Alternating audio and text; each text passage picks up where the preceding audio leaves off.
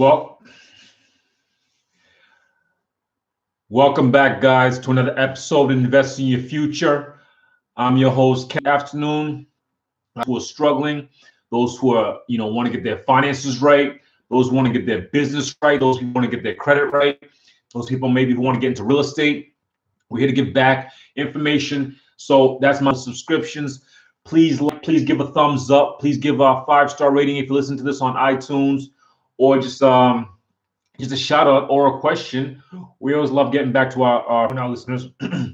Make up, subscribe, a thumbs up. We always appreciate that. I always want to know what we can help you with. If you want to reach out to us, you can email us at kirundagroup.com. There will be a link straight to the website, so you can contact us through there also. We will be reaching out to new guests coming on the show, so watch out for those coming out in the future.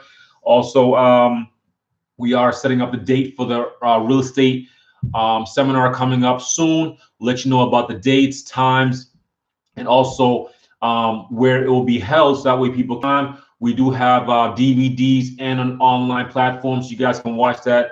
It's about two and a half hour program that we did last year. That was really great. Had a great turnout. A lot of people showed up. People learned. People saw. People came out and just took massive amounts of notes. I'm hoping people took massive amounts of action also, because notes don't do anything if they're just sitting in your notebook. So I'm hoping. So watch out for that. This year coming up, we'll have that real estate investment seminar, just strictly real estate. It'll be people who are struggling to maybe get into their first house, people trying to get into multi-family houses, people trying to get into commercial or retail or industrial. I've dealt with people in all those industries. I'm not an agent, so I'm not trying to sell anything. What I'm trying to do is just improve your education, so that way you can get into the same business, hopefully, and improve your future generation in terms of producing income, and also about the banking.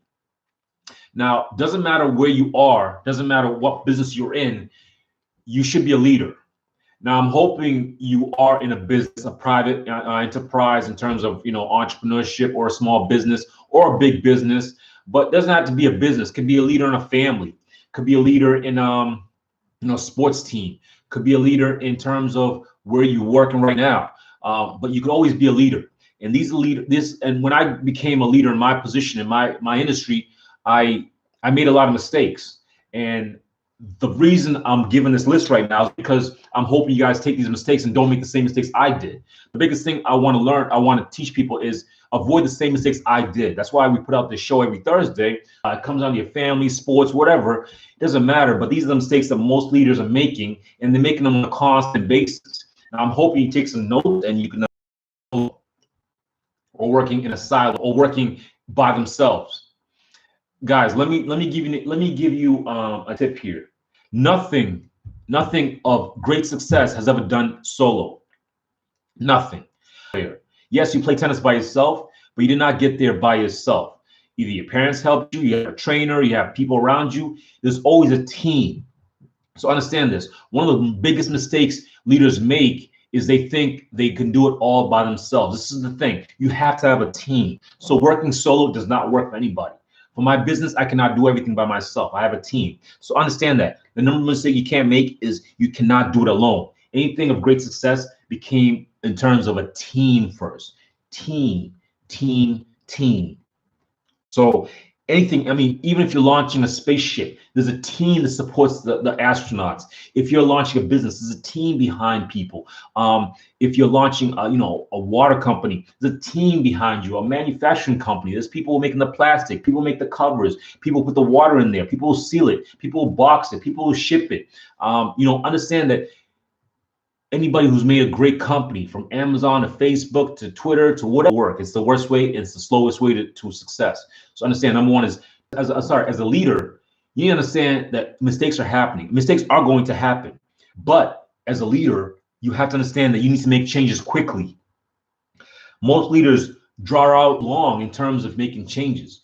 If your job is to change things quickly, change the path, change the decision making quickly, that's the job as a leader. So something is not working, fix it quickly.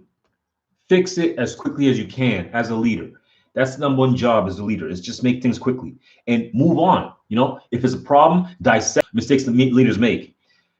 Number three is not spending enough time with their team. I did this mistake also. I thought I give the job somebody on my team and the job gets done. No, that's one of the mistakes you make is you have to be around your team constantly. Think about this. All your success depends on your team. So why would you spend most of your time with the people that are going to make you more successful, which is in simple terms, your team.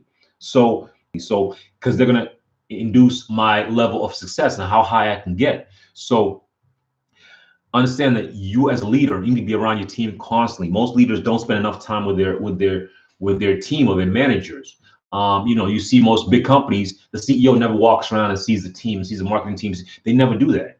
That makes them bad leaders. So you need to understand, great leaders know almost everyone in departments. A great principal knows all the kids' names in the school, everybody in every situation, and almost everybody comes in, the leader knows about them, spends time with them. So understand that. That's one thing of mistakes most leaders make is they don't spend enough time with their team. Your team is crucial to your success, so you need to spend as much time as you can with them. So that way they respect you. Understand that you're in it with them. You're the fight with them.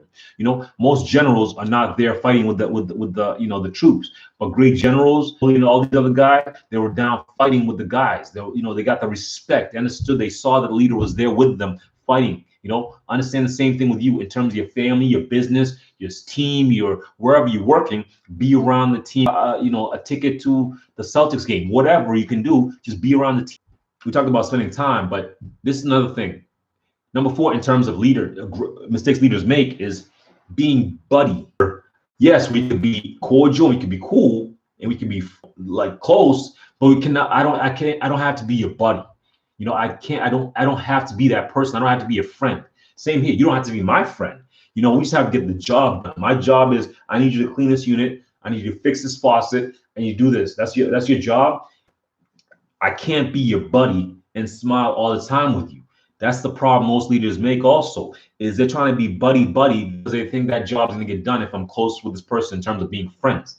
No, there's a big difference between a friend and a coworker and a team member. A team member, if you're a leader, that means they work for you or they need to report to you. So as a team member, you don't need to be buddy with you don't need to be buddy with your friends.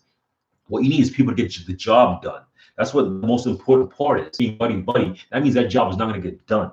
So don't be buddy with your team members. Just make sure you're cordial and make sure that people around you respect you. It's that simple. If you're buddy with a person and they're friends and them in terms of your business, that business is going to suffer.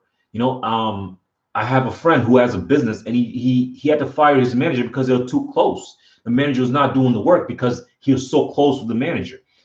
Understand that most people, they don't need any more friends. I don't need any more friends. What you need is people that get the job done. It's also hard to lead a friend.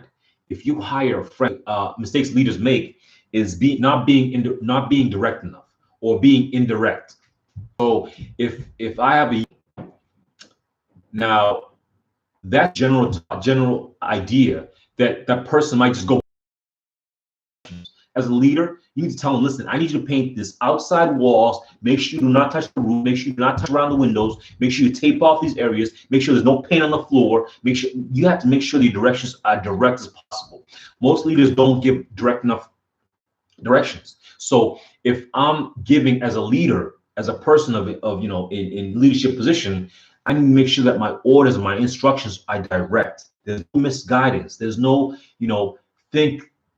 think, oh, I think this is what he wants. No, he needs to understand that this is exactly what I'm looking for. And if the job's not done, that means that job did not get done by you, and you can easily be replaced. It's that simple. So make sure that you help people reach their fullest potential. So if you have a painter and he's a great painter, but he's telling him to paint that building, and he paints all this extra. So understand, directions need to be clear, need to be concise, need to be on point. Maybe you need to write down an SOP, standard operating procedure, of what needs to get done.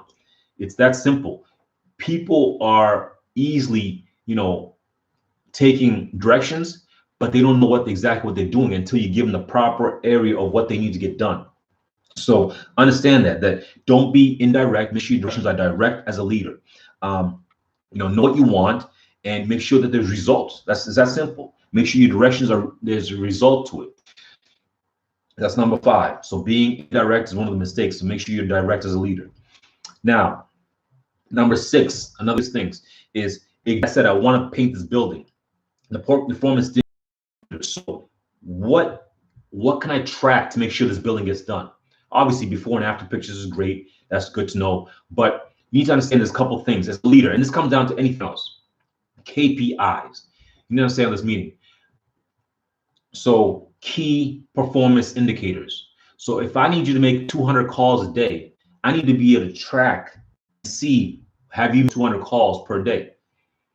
So that's a key performance indicator.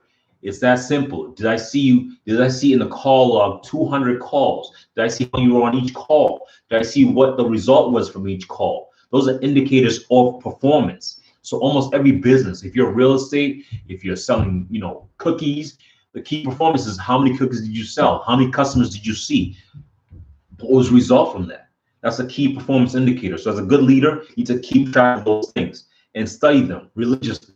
Look at them. If it's money that you focus on, make sure you look at your accounts every day. That's a key performance indicator. If you're trying to get $1 million and there's only $200,000 on the account, that's a key performance indicator that you did not reach that goal. So understand that as a leader, do not ignore the KPIs. The key performance indicators are the most important part in terms of any business. Number 7, mistakes most leaders make is not being confident in their decisions. Now, understand the decision might be on your voice. You cannot be soft as a leader. It's that simple. And that should never happen as a leader. It's that voice. Make sure you step up to the plate. And if you own up to the mistakes, being a people pleaser. This is one of my mistakes also. Huge one. I'm always working on all these things, but this is a huge one. Being a people pleaser. I thought everyone needed to like me. As a leader, I thought, I get more done if people like me. I get more employees if they like me, if they like the company, if they like the job. I'll get more people to like me if I give them more money. That does not work, especially when it comes to business. I have to cut that stuff out constantly. I mean, like I said, we're all growing, and this is one of the mistakes I'm always trying to work on. You cannot be a people pleaser as a leader, as a CEO, as a company owner, as a captain, as a sergeant, whatever. You cannot be a people pleaser. It's tough. It's really tough because they say, be a nice person, position. If you're a worker, most likely you hate your boss. Most likely, because you don't get paid enough, you don't get enough benefits. There's always something you're not going to like about the leader. So as the person in your position, understand that not everyone's going to like you. It's that simple. Not everyone's going to like you, and get over it. Get over it, and all you focus on is the results. That's what you focus on. If they don't understand that you cannot be a people pleaser, you need to make sure that you're a results-oriented leader. Focus on the results. As a leader, focus on the results. Now, number 9, most mistakes leaders make is micromanaging. Micromanaging is one of those things that a lot of people do when they're starting out. They don't realize that this comes out to almost number 1. You have a team. But when you have that team, you cannot micromanage the team. You can give the person the job and then let them do the job. Yes, you can watch, like I said, the KPIs, key performance indicators, see if they're doing the job, but you cannot micromanage this person. Like, let's go back to the building. I want this person to paint the building. I can't say, hey, use the roller, use the spray here, use the tape here. Like, it's about, listen, if I want this job done, they're doing the job, and I need to make sure that they do the job well. That's it. That's all I care about. It's that simple. I cannot micromanage. I cannot say, paint in left strokes, paint in up strokes. No, you cannot micromanage people. If you want them to be managers of your company or whatever, your organization, you make sure that that person is understanding of what the job is and what the results are, and then you let them do the job. And you come back maybe a day later or a month later, or whatever it is, and see if they're doing the job. That's as simple, but do not micromanage. What you want to do is delegate. Delegate. You can't do everything as a leader. The 10th mistake most leaders make that I've made a lot of is self-accountability. Self-accountability. So listen to it and trust me, these will help you if you don't make these mistakes. So ask yourself that question: are you a good leader? Are you an okay leader? Are you a mediocre leader? Are you a great? That comes to accountability. That comes down to the results you're getting from you as being a leader. You know, if there's a goal and you're aiming for it and you're not getting there, does that mean maybe you need to switch leadership positions? Maybe you need to switch, you know, different area you need to work in. You know, it's that simple. So if if if you need to put somebody else in that leadership position, nothing wrong with that. That's being a great leader. But take the notes. Maybe go back and listen to these episodes again. Pause and listen to each one, and maybe understand, hey, constantly be working on, especially when I have employees. I need to be constantly, like I said, if you're selling cell phones, be a leader in that industry. But then follow these things. Do not make all these same. That means they have great leadership skills. Great leadership skills comes down to doing the total opposite of all these things, which is don't make the same mistakes that other leaders make or other bad leaders make. Good leaders are constantly improving themselves. But be in a leadership position. You know, be direct with your directions, be direct with your actions, be direct with your examples, be a leader in terms of how you treat yourself. You know, don't ignore KPIs, key performance indicators. Always keep your eyes on the goal. Don't let your team know that you're not confident enough. And then don't be a people pleaser. You know, people are gonna come and go in your life. It's that simple. You know, don't worry about negative people. Don't worry about people that are looking down on you. People hate you in that position. It's fine. Move on from that. Move on from that. You know, don't be a people pleaser. Move on, and don't micromanage. It's bad. It's really terrible to be micromanaged, and it's terrible to be micromanaged. I hated being micromanaged. Somebody else hates being micromanaged also. So understand that. And then also last is self-accountability. You know, see where you are. See where you are as a leader. Be accountable for yourself, for your actions, and how you're getting results in terms of whatever you're aiming for. All right. Guys, until next time, until next Thursday, I appreciate you guys. Please leave a comment, a like, a subscribe. Have any ideas for future shows? Please leave also those comments, or wherever you listen to this. And I appreciate you guys. I hope to see you next Thursday. Guys, I'll see you at the top.